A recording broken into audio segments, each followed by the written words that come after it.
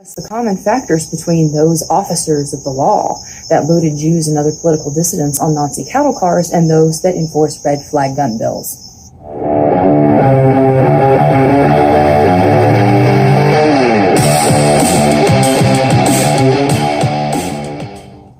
So friends, all over the country, we are getting reports, and they're in the news, of course, of people who have had their rights violated, of course, without due process, people who have been deprived of their Second Amendment via the new red flag bills. Most recently in the news is a story of a Marine veteran in Oregon who was the latest casualty of these red flag laws. Mistake number one, of course, was that he talked and ran his mouth when interviewed by the FBI. Later, in Central Oregon, after visiting his family members, a team of officers of the local sheriff's department, as I understand it, surrounded him and served him notice that he was essentially the latest victim of the Oregonian unconstitutional red flag laws.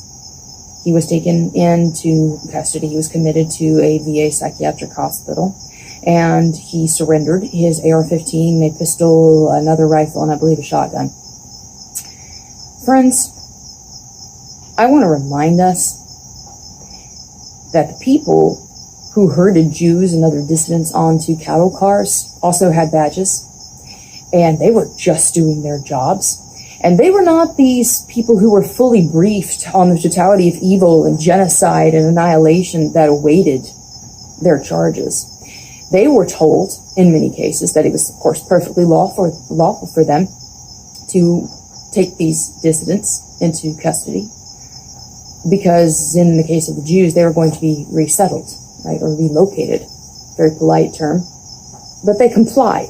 These officers, these people with badges, these people with official, documents who were just doing their job, who I'm sure had families like everybody else and who were somebody's baby, they were people.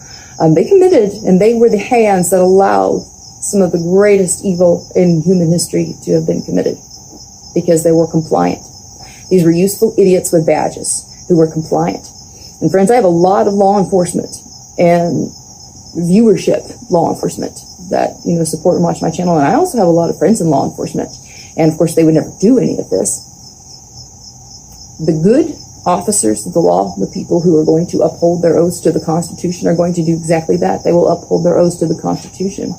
And if you are a law enforcement officer, I would encourage you that if you see this, that rather than participating in the execution of these red flag laws, rather than sitting idly by or just becoming a non-compliant person, that you become proactive in arresting any officer that would enforce this red flag law on the charge of this federal statute for conspiracy to violate civil rights.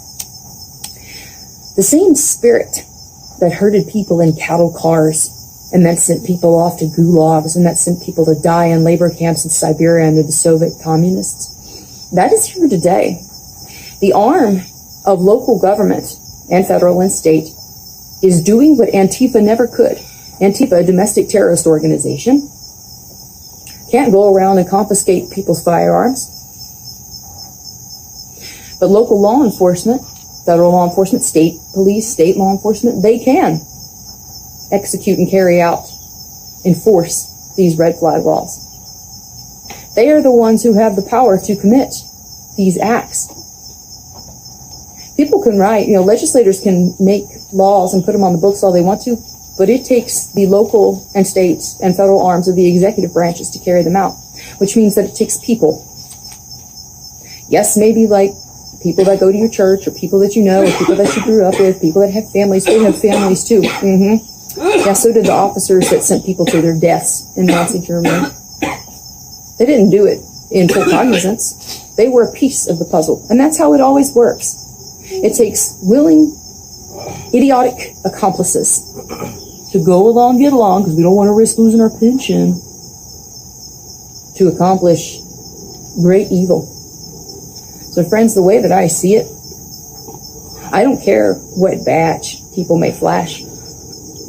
The ultimate oath is to the Constitution, right, if you're a law enforcement officer. I don't care that they have families, and I don't care that they're members of the community. If they participate in red flag laws, they are the exact same types of people. History offers perspective on this, okay? Like, we celebrate Rosa Parks in her defiance of an unconstitutional and immoral law. Rosa Parks was facing a law that said because the color of her skin, she couldn't sit in a certain part of the bus. She's hailed as a hero for defying unconstitutional laws and immoral laws. But the underlying recognition is that not all laws are moral and not all laws are just. And if Rosa Parks is celebrated as a hero for defying a law as simple as don't sit here because you're black, how much more evil is there in complying with a law that says we are taking firearms away from people who have not committed a crime? We are depriving them of due process. We are confiscating their property. We are submitting them to illegal and unreasonable search and seizure. And we're stripping their Second Amendment away. And I would argue also cruel and unusual punishment, because it can bankrupt you trying to go through the court proceedings to get your property back that should never have been confiscated in the first place. I want you to face this and be honest with yourself about the historic times that we are in. And don't lie to yourself. And don't sit there and think, oh, gee, Patriot Nurse looks really tired. She must be. No, the issue ain't with me. I'm the normal one. And the viewers who watch me, I know your wheels are turning too. We ain't the ones who are screwed up. The world is screwed up. When you got law enforcement officers who took an oath to the Constitution and they are violating it, they're the domestic enemies. Not all law enforcement. Constitutional law enforcement and law enforcement that upholds the Constitution and their oath to support the citizens' rights, the Bill of Rights, they're your friends. But y'all, you're going to have to start policing your own. The thin blue line is going to have to start policing its own line.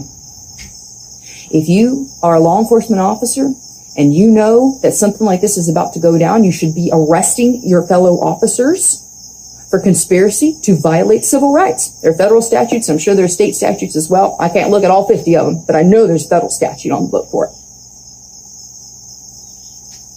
Cattle cars and red flag laws. Same spirit, different day. Hope it was helpful for y'all. If you enjoyed the video, please share it. Get the word out. You can also subscribe to me here on YouTube, as well as support me on Patreon and Subscribestar, as well as cryptocurrency. I got links to that in the description box below, friends. This is a very dangerous time. This is not hyperbole. You are living in historical moments. You just have to be honest with yourself about what you're seeing. Compare it to the pattern of history. The facts are there. For now, it's Patriot Nurse signing off, and I'll see y'all later.